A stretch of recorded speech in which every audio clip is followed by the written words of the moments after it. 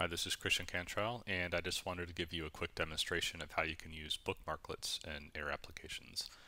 First of all, I make pretty liberal use of bookmarklets throughout the day in my browser. I use them for things like Stumble Upon. I use them for Delicious, for tagging things. I use them for Instapaper. Readability is one I really like. Adding things to Google Reader, sharing things on Twitter. So you can see I have a whole bunch of them right up here in my bookmark bar, which I use pretty frequently.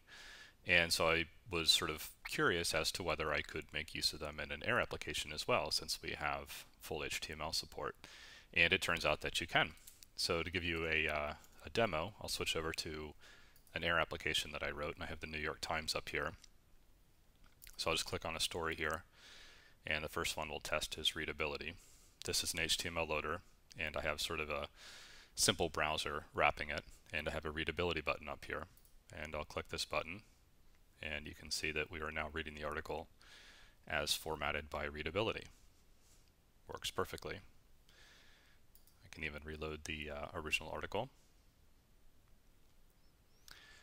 Now, there are sort of two types of bookmarklets that I've come across. There are bookmarklets that operate on the page as it is, and there are bookmarklets which like to open new windows.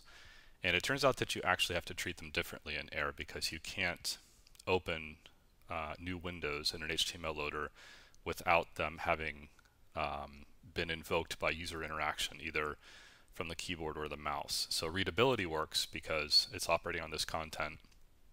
It's not opening a new window.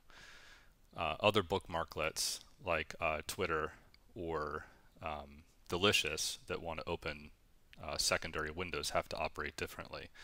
So the way I implemented them was by this More Bookmarklets button, which I click, and you can see it brings up these options, and I have readability, and let's say I want to post this to Twitter.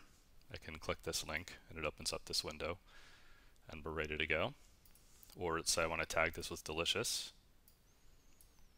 That works as well. And the reason this works is because I'm actually injecting HTML into this web page and then clicking on a link, so that the click, which is causing the window to open, is actually coming from user interaction, in this case a mouse click. So there's sort of two different techniques that you need to use to get this to work, and I have samples of both. I will open source this little project here in case anybody wants to see how to build a simple browser in AIR with bookmarklet support, and you can check out the code and see how it all works.